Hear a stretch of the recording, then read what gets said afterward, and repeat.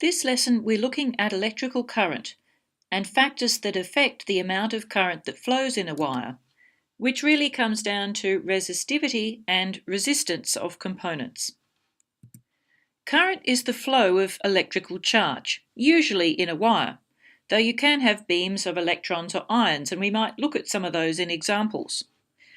We know that electrical potential means that there is an electric field.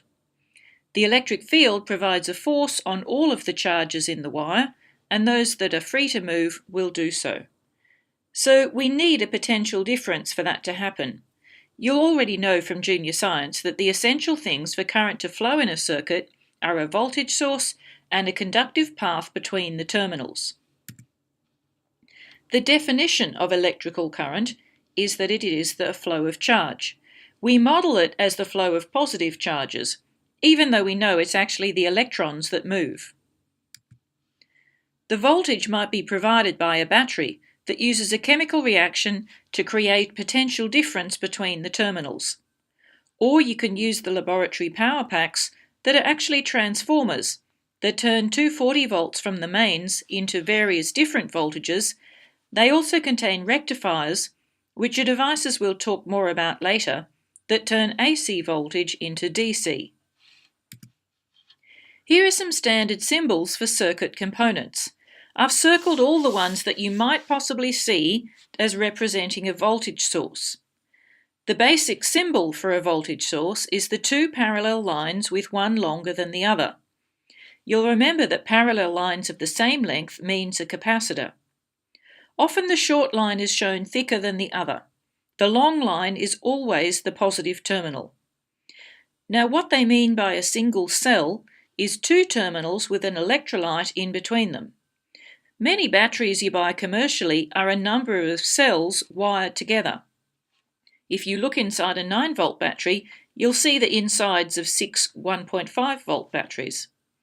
So batteries are sometimes shown as two or more cells, and they sometimes have just a dotted line in the middle to indicate an indeterminate number. The DC power supply is the cell symbol with a diagonal arrow through it. That arrow you will see on other components, and it always means that it's variable. So the voltage applies a force on the charges in the atoms of the wire, and those that are free to move, that are the valence electrons, will move if there is a complete circuit. Cut the circuit anywhere and the electrons will not move at any place, because as soon as they start to bunch up towards the positive end of a wire, they will repel each other and so not collect any further.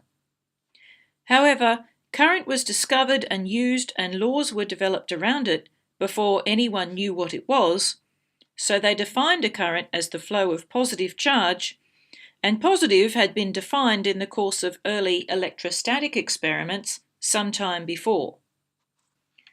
The upshot is eternal confusion. We know the real current is the electron flow, but we still use the conventional current whose symbol is I, and we treat it as flowing from positive to negative. Students never seem to get tired of pestering teachers about this point. If any are really persistent, you can tell them how to solve the problem, as shown on the next slide. So current is the amount of charge passing a point per second. The equation for that is I equals dq dt. We measure it in amperes, capital A, which is the same thing as coulombs per second. Now let's do our first calculation. If we have a pocket calculator whose batteries provide 3 volts at a current of 0.17 milliamps and it runs for an hour, what charge leaves the battery in that time, and how much electrical energy was delivered to the calculator circuit?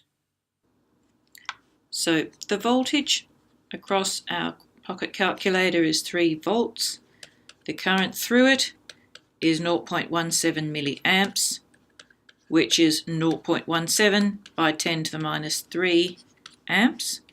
And the time is 1 hour, 60 minutes, and really we need seconds because our current is worked out as charge per second.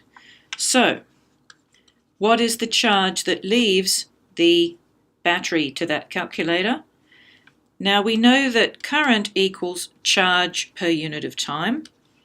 So that means the total charge will be the current times the time it runs for, which is 0.17 by 10 to the minus 3 for 3,600 seconds, and that makes it 0.61 coulombs of charge.